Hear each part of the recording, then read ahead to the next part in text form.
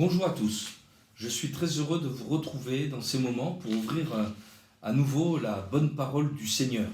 Et sans plus tarder, nous allons lire un passage qui se trouve dans l'Évangile selon Marc, au chapitre 4 et au verset 35. Donc nous allons dans le Nouveau Testament, dans l'Évangile selon Marc, au chapitre 4 et au verset 35.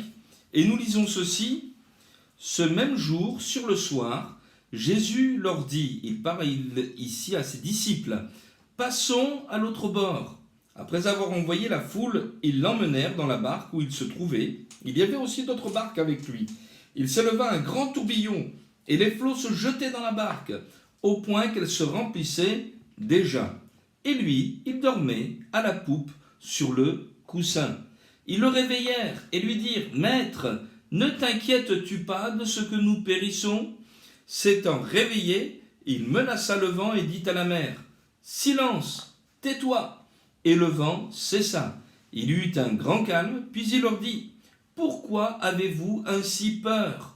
Comment n'avez-vous point de foi ?» Ils furent saisis d'une grande frayeur et ils se dirent les uns aux autres, « Quel est donc celui-ci à qui obéissent même le vent et la mer ?» Amen. Je voudrais vous parler, au travers de ce texte de l'Évangile, du combat qu'il peut y avoir dans notre cœur entre la foi et la peur. Et je voudrais intituler même cette réflexion d'aujourd'hui, « La foi au lieu de la peur ». Nous sommes dans un contexte particulièrement anxiogène qui fait naître donc toutes sortes d'anxiétés dans le cœur de nos contemporains, et cela est bien légitime puisque nous voyons cette pandémie s'accélérer et certains se trouvent dans un état proche de la panique. Cependant, nous voyons qu'ils ne furent pas les seuls, puisque ici même les propres disciples de Jésus, dans cette tempête qu'ils traversaient, ont eu peur. La peur fait partie des émotions normales qu'un être humain rencontre ici-bas, sur cette terre. Le problème n'est pas forcément d'avoir peur, mais le problème se trouve lorsque cette peur fait partie prenante de notre vie, que quotidiennement nous vivons dans cette peur. Pour résumer, je dirais simplement, avoir peur, c'est une réaction normale face à un danger. Mais le problème, c'est lorsque cette peur s'installe et devient même un mode de vie, alors nous nous égarons. Je voudrais lire, avant que nous allions plus loin, quelques textes de la Bible qui nous parlent de la peur, mais également de la solution que Dieu nous donne. Je lis dans le livre de Josué, au chapitre 1er et au verset 9, « Ne t'ai-je pas donné cet ordre? Fortifie-toi et prends courage, ne t'effraie point et ne t'épouvante point, car l'Éternel ton Dieu est avec toi dans tout ce que tu entreprendras. » Il nous est dit là, de se fortifier, de prendre courage, et la peur, est bloquée par cette attitude spirituelle. Ésaïe, chapitre 41, verset 10, « Ne crains rien, car je suis avec toi. Ne promène pas des regards inquiets, car je suis ton Dieu. Je te fortifie, je viens à ton secours, je te soutiens de ma droite triomphante. » Que de textes merveilleux pour nous montrer que la présence de Dieu chasse la peur dans notre vie. Et puis encore un texte merveilleux, et si vous le désirez, lisez-le dans son intégralité, le psaume 27, dans lequel David dira ceci, « L'Éternel est ma lumière et mon salut. De qui aurais-je crainte? L'Éternel est le soutien de ma vie. De qui aurais-je peur? » Amen. Donc nous voyons et nous comprenons ici que la peur fait partie des émotions qu'un être humain peut rencontrer. Le problème, c'est lorsque cette émotion s'installe. Et la Bible nous dit qu'au lieu que cette peur s'installe, il faut que ce soit la présence de Dieu qui s'installe dans nos vies pour que cette peur soit chassée. En guise de préambule, je voudrais que nous puissions nous interroger sur l'origine de la peur. Et la peur eh bien, je l'ai dit tout à l'heure, provient d'une émotion qui accompagne la prise de conscience d'un certain danger. Et nous découvrons eh bien, que parfois il y a des personnes qui ont peur sans qu'il y ait lieu forcément d'avoir peur eu égard à une circonstance dangereuse. Mais ils ressentent dans leur être intérieur, dans leur cœur, dans leur conscience, un vide qui laisse supposer qu'un danger peut venir. Vous savez, la Bible nous dit ceci, eh bien que Dieu a fait toutes choses belles en son temps et qu'il a même mis dans le cœur de l'homme la pensée de l'éternité.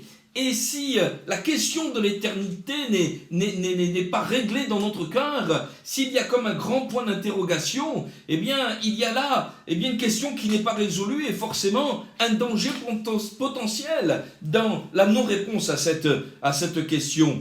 Ça sera le célèbre philosophe et physicien Blaise Pascal qui dira ceci: il y a un vide dans le cœur de l'homme et ce vide a la forme de Dieu. Et oui, la peur est entrée dans le monde que Dieu a créé, non pas que Dieu ait voulu que les hommes ont peur, mais en rejetant Dieu eh bien, de leur vie, Adam et Ève, en désobéissant à la parole du Seigneur, ont laissé entrer la peur dans leur cœur. L'Écriture nous dit que suite à leur acte de désobéissance, en goûtant eh bien, du fruit de l'arbre de la connaissance du bien et du mal, ils se sont mis à avoir peur de Dieu. Et la Bible nous dit ceci, eh bien, qu'il y ait une peur légitime également qui peut exister, parce que l'Écriture nous dit que le salaire du péché, c'est la mort.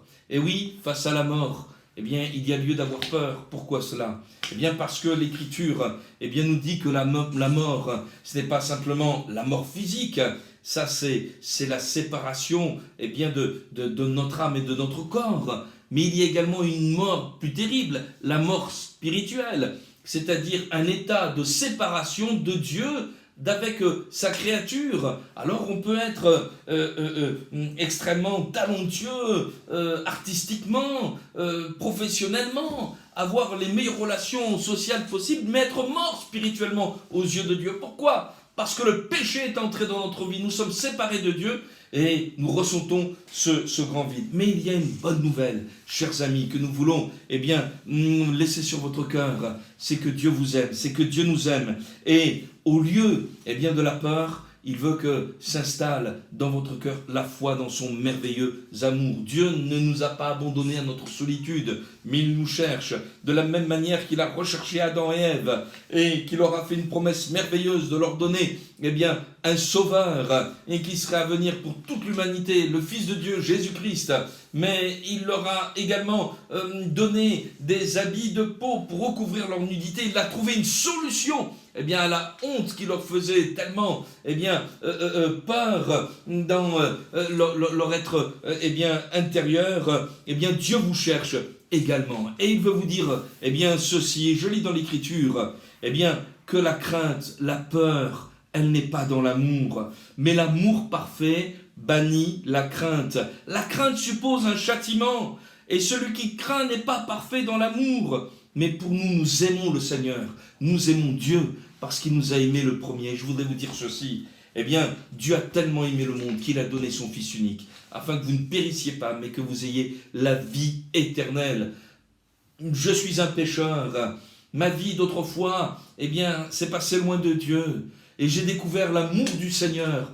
Oh, j'aurais raison d'avoir peur quant à l'éternité par rapport à mes péchés passés. Mais voici, j'ai découvert que Christ, à la croix du Calvaire, a tout payé pour me libérer eh bien, de l'enfer, des conséquences de mes péchés. Il est mort pour moi. Et maintenant, eh bien, convaincu de cet amour, la peur est partie. Je suis une habitation de Dieu en esprit selon ce que l'Écriture eh bien, nous dit. Et je n'ai plus peur. Attention de ne pas laisser entrer la peur dans votre cœur. Attention, vous qui même marchez avec le Seigneur, de ne pas vous laisser envelopper par ce contexte particulièrement anxiogène. C'est vrai, le monde traverse des temps extrêmement difficiles. Mais c'est la terre. Nous ne sommes pas sauvés pour les choses de cette terre. Nous sommes sauvés pour le ciel de gloire. Et malgré toutes les pandémies, les catastrophes qui peuvent exister, et bien sûr sur cette terre, le salut qui est en Jésus-Christ est toujours actuel.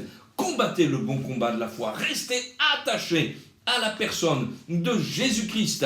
Il vous aime et son amour ne tarira jamais. À lui soit la gloire. Alors, comment se fait-il que même des croyants puissent se trouver touchés par la peur? Nous voyons ici dans ce texte de la parole de Dieu que ces hommes, ces disciples de Jésus-Christ, pourtant, nous est dit ceci, qu'ils étaient dans une certaine ignorance. Jésus va calmer cette tempête, rien ne lui est impossible. Nous savons du reste que tous ceux qui veulent marcher pieusement en Jésus-Christ rencontreront de la persécution ou des oppositions. Les oppositions font partie de la vie de celle qui marche avec le Seigneur. Lorsque nous avons rencontré Jésus, nous sommes sortis de nos péchés pour marcher dans des voies qui plaisent au Seigneur, mais qui vont dans un sens contraire à la volonté, à la puissance de ce monde, tandis que le monde s'englue dans le péché, dans une vie loin du Seigneur, et dans tant d'incrédulité. Nous voulons marcher en nouveauté de vie, faire la volonté du Seigneur, pratiquer ce que l'Écriture appelle la sanctification, voyez-vous. Mais nous avançons donc à contre-courant. Il y a des oppositions, il y a des souffrances, et on rencontre parfois même des abandons, et tout cela peut faire peur. Mais là, quand même, comment se fait-il que ces hommes qui étaient au contact direct et physique de Jésus-Christ se sont mis à avoir peur? Nous lisons la réponse dans ce texte de l'Écriture, où il nous est dit ceci. Jésus leur pose cette question après qu'il eut calmé la tempête. « Comment n'avez-vous point de foi ?»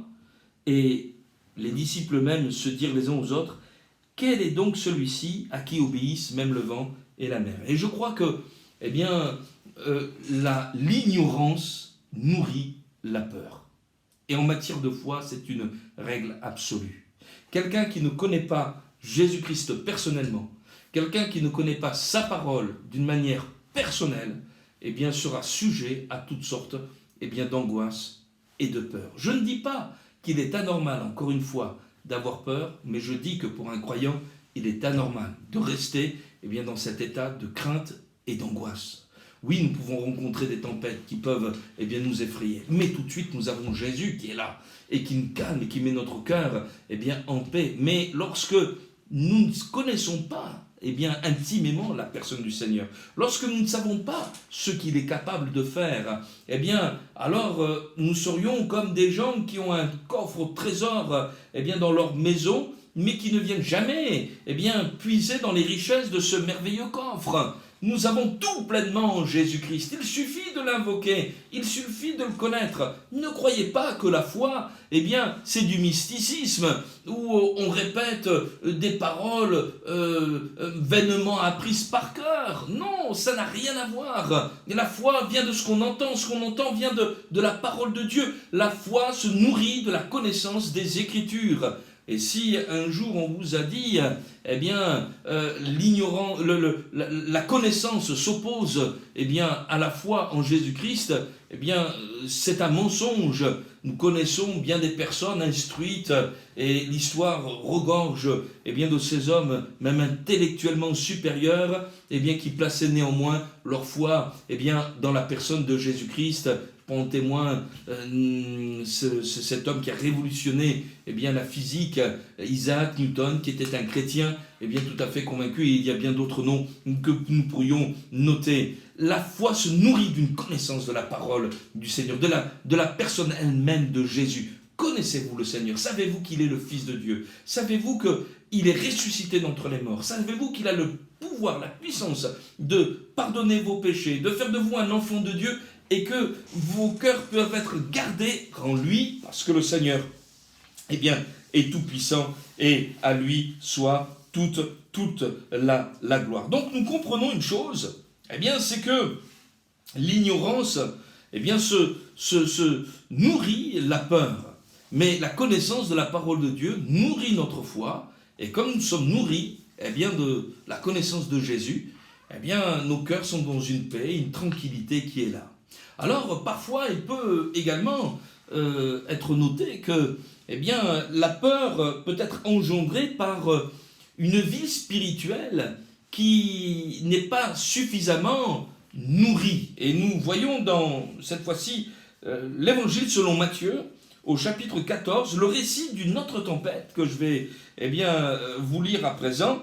Et au verset 24, il est dit ceci, eh bien que la barque, déjà au milieu de la mer, était battue par les flots, car le vent était contraire. À la 4e veille de la nuit, Jésus alla vers eux, marchant sur la mer, et quand les disciples virent marcher Jésus sur la mer, ils furent troublés, ils dirent « c'est un fantôme !» Et dans leur frayeur, ils poussèrent des cris, et Jésus leur dit aussitôt « rassurez-vous, c'est moi, n'ayez pas peur !» Pierre lui répondit « Seigneur, si c'est toi, ordonne que j'aille vers toi sur les eaux. » Et il dit « viens !» Et Pierre sortit de la barque et alla et marcha sur les eaux pour aller vers Jésus. Mais voyant que le vent était fort, il eut peur, et comme il commençait à enfoncer, il s'écria « Seigneur, sauve-moi !» Et aussitôt Jésus étendit la main, le saisit et lui dit « Homme de peu de foi, pourquoi as-tu douté ?» Et ils montèrent dans la barque et le vent cessa. Ceux qui étaient dans la barque vinrent se prosterner devant Jésus et dirent « Tu es véritablement le Fils de Dieu. Amen. » Nous voyons quand même un progrès par rapport au texte précédent dans la vie des disciples où ils ne sont plus en train de se poser la question mais qui est donc celui-ci qui est capable de faire taire le vent et la mer, mais ils adorent, ils se prosternent devant la personne de Jésus et ils disent ceci, tu es véritablement le Fils de Dieu. Mais nous constatons néanmoins que tout n'est pas parfait, loin de là, dans la vie des disciples qui traversent la tempête. Je le répète encore, traverser une tempête, dans la vie chrétienne, c'est quelque chose de normal. Traverser des moments de solitude, d'angoisse, c'est normal. Éprouver de la peur, c'est normal. Le problème, c'est lorsque cette peur s'installe. Et ici, nous voyons que ces disciples ont souffert quand même d'approximation dans leur foi, puisqu'ils voient Jésus venir à eux, marcher sur la mer, et tout de suite leurs émotions s'emballent, et ils disent ceci, c'est un fantôme, et la peur s'accroît. Et Jésus leur dit ceci, mais rassurez-vous, c'est moi, n'ayez pas peur. Qu'il est bon le Seigneur. Dès que Jésus est là, il met la paix. Il n'est pas celui qui est là pour t'inquiéter. Il n'est pas celui qui est là pour te troubler encore davantage. Mais il est le prince de la paix et il met la paix dans les vies et dans les cœurs. À lui soit la gloire. Alors nous n'allons pas jeter la pierre à ses disciples parce que nous sommes reconnus également dans cette approximation. Mais nous notons une chose. C'est que parfois lorsque nous sommes troublés, nos pensées s'égarent et vont de toutes parts. Le mot panique contient ce suffixe pan, P-A-N, pan. Et pan a donné le panthéisme, ça veut dire partout, c'est-à-dire voir partout. Et la peur panique, c'est celle qui regarde partout. Mais la foi, elle ne regarde que dans une seule direction. Vous avez remarqué, Pierre, même marchant sur l'eau, regardera le vent, la mer, et il va tomber, il va sombrer. Dieu nous appelle à une chose unique, à regarder à lui seul. L'apôtre Paul dira ceci, « Je fais une chose, oubliant ce qui est en arrière et me portant vers ce qui est en avant, je cours pour saisir le prix de la vocation céleste de Dieu qui est en Jésus-Christ. » Cet homme ne faisait pas deux choses. Aujourd'hui, nous sommes habitués à faire tellement de choses en même temps. Nous sommes ici avec notre portable en train de téléphoner, tandis que nous passons un SMS et que nous consultons nos mails, etc. Et un autre message s'ajoute. Nous avons l'habitude d'être multitâches, mais la foi, elle ne regarde qu'à une seule direction dans la personne de Jésus. Regardez en face.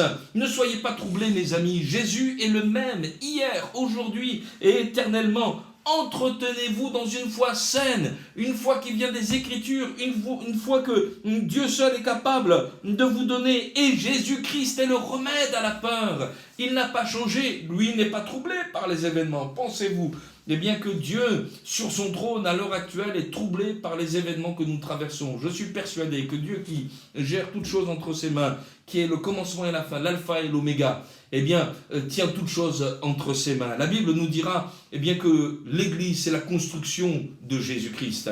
L'Église, ce n'est pas un bâtiment, ce sont des hommes et des femmes sauvés par lui-même. Et Jésus dira ceci: je bâtirai mon Église et les portes du séjour des morts ne prévaudront point contre elle. Malgré les cris, malgré les larmes, malgré les peurs qui ont pu envahir la barque des disciples, celle-ci est quand même arrivée à bon port. Alors pourquoi ces pleurs? Pourquoi ces craintes? Pourquoi ces angoisses? Ne craignez plus. Jésus-Christ est vivant. Et mettez-vous dans le cœur et dans l'esprit il vous tient dans sa main. À lui seul soit la gloire. Alléluia. Et puis, je terminerai par une dernière remarque. Et cette fois-ci, nous allons dans le livre des Actes des Apôtres au chapitre 27 pour faire la lecture d'une dernière tempête. Et il y a des tempêtes dans la vie, il y a des tempêtes dans la vie chrétienne. Et dans les Actes des Apôtres au chapitre 27 et au verset 23, nous voyons l'apôtre Paul intervenir. Lui aussi se trouve dans un bateau. Il doit être mené à Rome en tant que prisonnier. Une tempête se lève. Le bateau n'aurait jamais dû partir à cette saison-là. Mais le pilote, le centenier qui était là n'ont pas tenu compte des avertissements qui leur étaient adressés. Parfois nous sommes comme cela. Nous ne tenons pas compte de ce que Dieu veut nous dire. Et nous croyons que nos projets vont réussir. Mais la tempête va se lever. Et l'apôtre Paul se trouve là dans cette embarcation qui est en train d'être ballottée par le vent. Depuis plusieurs jours, les choses sont ainsi. Et l'apôtre Paul dira ceci: un ange du Dieu à qui j'appartiens et que je sers m'est apparu cette nuit et m'a dit: Paul, ne crains pas, n'aie pas peur. Il faut que tu comparaisses devant César. Et voici, Dieu t'a donné tous ceux qui naviguent avec toi. C'est pourquoi, ô homme, rassurez-vous, car j'ai cette confiance en Dieu qu'il en sera comme il m'a été dit, mais nous devons échouer sur une île. Ici, nous voyons que cet homme de Dieu, malgré le péril qu'il était en train de traverser, n'avait pas peur et a communiqué la paix autour de lui. Pourquoi cela? Parce que tout d'abord, il avait une relation authentique avec son Dieu. Et je le répète, quand on a une relation vivante avec Jésus-Christ, la peur est chassée. L'apôtre Paul n'était pas un surhomme, un homme effectivement avec un ministère et une qualité de communion avec Dieu exceptionnelle, mais c'était un homme de la même nature que nous. Mais il avait une relation vivante avec Jésus-Christ. Et c'est cela qui fait toute la différence. Et ayant cette communion et cette relation avec Dieu, il pourra recevoir ses conseils. Ne crains pas, n'aie pas peur, je suis là pour te libérer. Et c'est cette paix qu'il expérimentera, cette paix qui est la victoire sur ses propres peurs personnelles, cette paix, il va pouvoir la communiquer autour de lui. Il va pouvoir la communiquer autour de lui. Et pourquoi cela? En raison de sa relation avec Dieu, je viens de le dire, mais aussi en raison de la connaissance qu'il a du plan de Dieu. Parce que Dieu va lui dire ceci: il faut que tu arrives au bout de ton voyage. Je ne t'ai pas appelé pour que tu finisses dans une tempête,